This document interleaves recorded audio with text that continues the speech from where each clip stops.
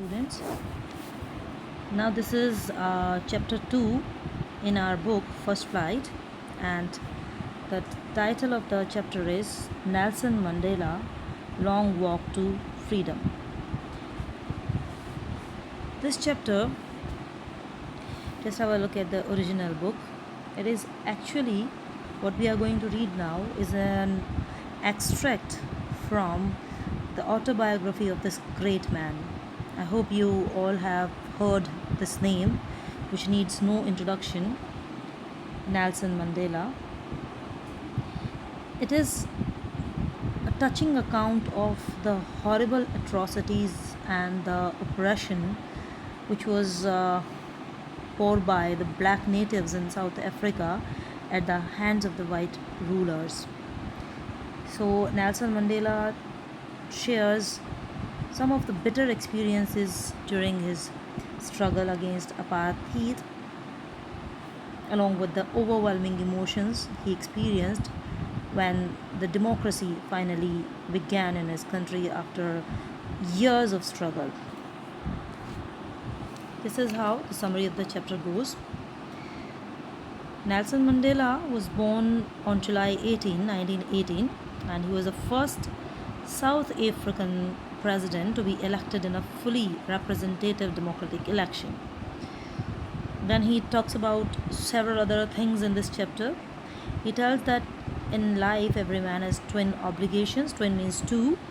Obligations means duties to his family and to his parents and to his wife, which we are going to talk about later in the chapter.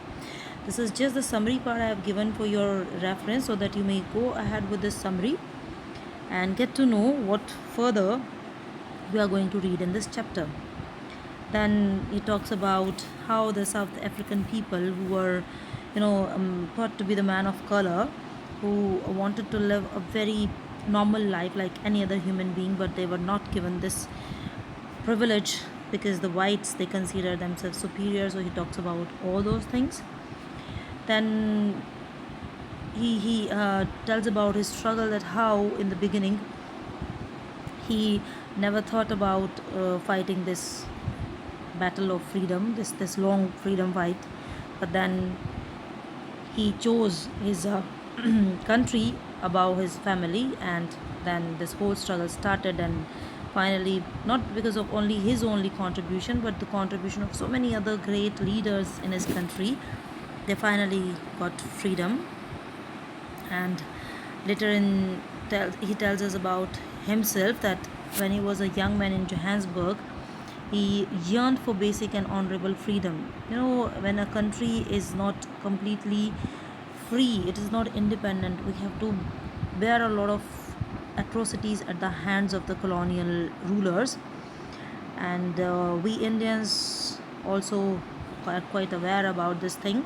So when you'll read the chapter, you'll find that so many details in this chapter, they will remind you about your own struggle, what we Indians went through when we were struggling to get freedom at the hands of these colonial rulers. This is the introduction, Long Walk to Freedom. This chapter is an extract from the autobiography of Nelson Mandela, the first black president of South Africa. And he was a great freedom fighter. The struggle, along with a tribute to other freedom fighters and countless other people who fought for their freedom. In South Africa, a brutal practice named apartheid was followed, and I hope you all know about it. What is apartheid? It refers to the discrimination between people on the basis of their race, blacks and whites basically. It was one of the most brutal societies where dark-skinned people were deprived of their basic rights. This lesson gives us an overview as how Nelson Mandela, along with others, carved their way to a society where there will be no discrimination on the basis of their color, caste, race, age, or gender.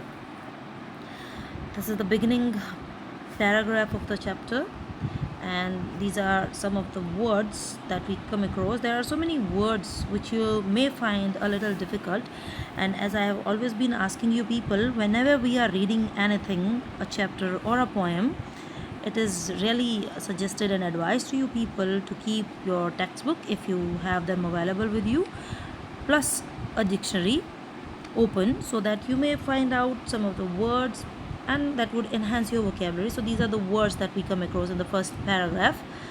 You can have a look at them and get to know the meanings later on. Now we should remember some of the points when we are reading, when we are doing this summary part here. You should keep in your mind what are the major important factors. So 10th May, you need to remember this date. It was the day when Nelson Mandela sworn in as the first black head of state. He took the oath to be the first black president of South Africa. And we should know that he was not the only president. Along with him, two other vice presidents, they also were sworn on the same day. Now, another important factor that we should remember from this chapter, the ceremony took place in an open circular building made of sandstone consisting of union buildings in Pretoria city. It's a beautiful city in South Africa named Pretoria. So you may expect a question, where was the ceremony organized, or where did it take place? So you should remember that it took place in the amphitheater made up of sandstone in Pretoria. So side by side, when we are reading the chapter or when we are doing the summary, you may be prepared for some of the questions, because these are certain points which we will be later on expecting as questions and their answers. You can have a look. This is the real picture when Dr. Nelson Mandela, he was swearing in as the president of South Africa. See, this is another picture showing Dr. Nelson Mandela here taking the oath that day. Now the author, who is the author? Dr. Nelson Mandela is the author. He also mentioned some parts of speech where he said that everyone by his presence was giving rise to hope for a new beginning. He was very overwhelmed with emotions because it was the result of a very long struggle. So definitely they were extremely happy. They were hopeful that now they'll see a rise of another new nation where they would get political emancipation, means political freedom, and they pledged to themselves to liberate all the people from the bondage of poverty, deprivation, suffering, gender, and other discrimination. Basically, he wanted an end to all kind of discrimination that was prevailing in his country. And it was extremely, not only he, all the South Africans were extremely happy that day when they got their freedom. Now, so many eminent guests from all around the world, they had gathered there. So he addressed the guests and he said to the assembled guests and the world that was watching that day, that today all of us do, by our presence here, confer glory and hope to newborn liberty.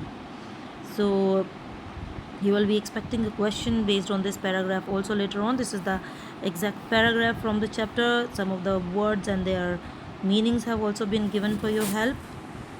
Go ahead with them, please, and read on your own. Keep the book open, and if not the book is available, then at least you can have a look here at the extracts. Then this is another very important factor from the chapter where he says that in life every man has twin obligations. You will expect a question also on the basis of this paragraph. What are the twin obligations that Nelson Mandela talks about? So what does he say? He says that we have obligations to family, to parents, to wife and children, and obligation to people, to community and country. So in a civil and humane society, each man is able to fulfill those obligations according to his own inclinations and abilities. But in a country like South Africa, it was also impossible for a man of my birth, these are the exact words of Nelson Mandela, that's why he's writing like this, and color to fulfill both of those obligations. Now, why was it difficult for a person born in South Africa those days to fulfill both the obligations? He gives the reason further. He says in South Africa, a man of color who attempted to live as a human being was punished and isolated. In Africa, a man who tried to fulfill his duty to his people was inevitably ripped from his family. Now, somebody who wanted to serve his country during those days of freedom struggle, he had to live apart from his family, his home, and he was forced to live life apart. and a twilight existence of secrecy and rebellion. They had to live in secrecy because there was always a looming fear that they could be imprisoned anytime, they could be caught by the police anytime. I did not in the beginning choose to place my people above my family. He was just like any other ordinary person in the beginning. He also wanted to live a life with his family. But in attempting to serve my people, I found that I was prevented from fulfilling my obligations as a son, a brother, a father, and a husband. So these are some word meanings also here given. See the happy people of South Africa, how happy they are, cheering their leaders, because it was the fruit of everybody's combined effort that they finally got freedom here. Mr. Mandela also expressed in length as to how he committed his life to the freedom struggle against apartheid, and how he joined African National Congress, as to how his own hunger for freedom became a greater hunger for the freedom of people.